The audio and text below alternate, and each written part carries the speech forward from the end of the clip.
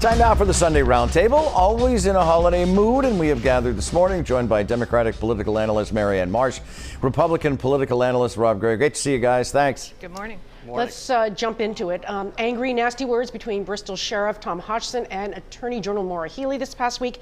She accuses him of using excessive force against immigrants in custody, using a canine and other violent methods. Hodgson said he's putting her words, quote, halfway down the sewer pipe, and he's calling her a political hack. So the question is, will this escalate beyond just trash talking, Marianne?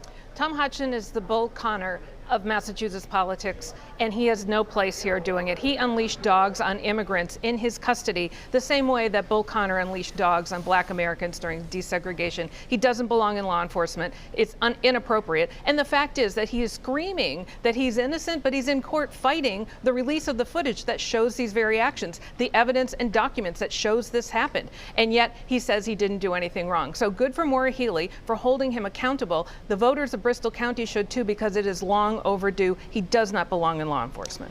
Rob, there are these videos that are still apparently not been made public, but outside of that, will this escalate beyond just trash talking? Well, I think the bottom line on this is these are two politicians with higher aspirations who are attacking each other because they think it's good for them in terms of their future politics. Tom Hodgson was Trump's chair in Massachusetts, and he's learned some PR tricks from the president, namely attack, don't defend. That's what he's doing here. The next item is Speaker of the House Bob DeLeo, and let me just say right up front, as we are taping this program, he is still the Speaker of the House. But he denies that he's in talks with Northeastern University for a new chapter of his life after breaking the record for the longest sitting House Speaker in Massachusetts and the first in 20 years to depart unindicted. But if, and again, as of this taping, he is still Speaker of the House. Marianne, let me start with you. If he leaves, who is likely to succeed him? It's Ron Mariano. I mean, he's got the votes lined up already. He's his longtime lieutenant. He's been waiting in the wings for years for this opportunity. So no one's challenged him. No one's put forth their name. In fact, most of the reps on record and behind the scenes are all telling you it's his. So if and when DeLeo steps down, it's Ron Mariano as the next speaker. Rob? I agree. Majority Leader Mariano has the inside track. He may be 6 or 7 lengths ahead in this race, and it's unlikely somebody else will catch him, even if another opponent pops up, which may not even happen. Let's talk about abortion. The Massachusetts legislature rejected Governor Baker's attempts to keep the abortion mandate for parental consent under 18 years. The House and Senate want to lower it to 16 years, and they're likely to win this fight as of right now. Here's the question. With conservative Republican Jeff Deal thinking of running against Baker, is there a connection here, Rob? Charlie Baker has zero to fear from Jeff Deal if he runs against him in a primary, so there is zero connection. This is a policy dispute. The governor has a difference of opinion with the legislature on this, and frankly, even if Deal were to run, the majority of the Republican primary electorate is pro-choice. It's not a strong wedge for him. Marianne, is Rob right? Yes, but I think Charlie Baker's working really hard to avoid a primary. Would he beat Jeff Deal? Sure. But it could be a bloody primary, no matter how many votes that Charlie wins by. And I think it's not only the abortion opposition that he's showing to try to shore up the right, it's also his opposition to the legal reforms that came up recently, or enacting more COVID restrictions. I think on all three of those things, he's trying to cover his right flank. But that could cost him in the general election with unenrolled voters, especially women, who are ardently pro-choice and don't think the government should interfere with their health care choices.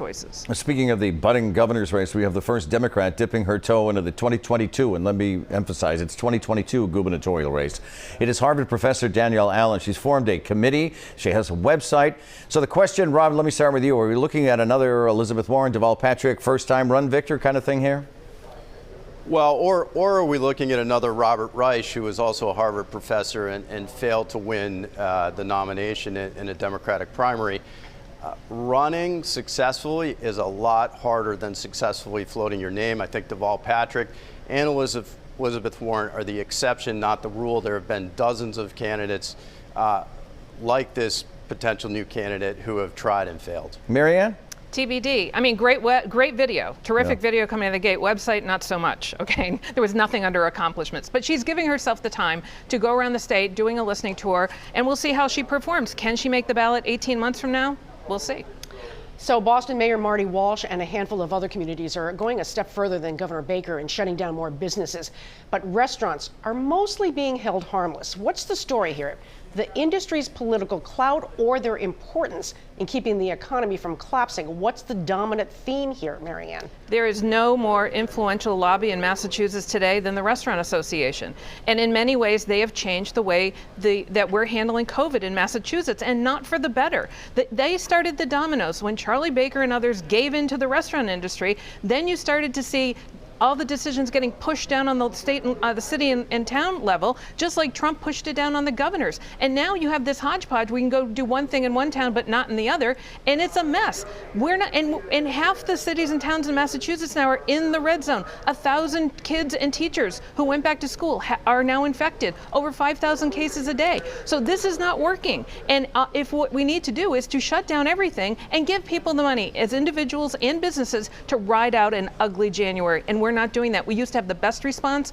We don't even have a really good one right now. Do you agree with Marianne, Rob? I think it's one serving of political clout, but it's also one serving of concern for workers. That's clearly what's driving Governor Baker and also local officials on restaurants. But I agree with Marianne that the unevenness of the state policy here and enforcement, town to town, 351 different policies potentially, is a bit ridiculous. And the state needs to have more standards, potentially higher standards that go across the state. But we're constantly forcing people to choose between their health and their finances, and that is a false choice, and it's wrong. It's the same with schools, not just restaurants. So Everything. very uneven across the board. Everything. We continue on the record. Stay with us.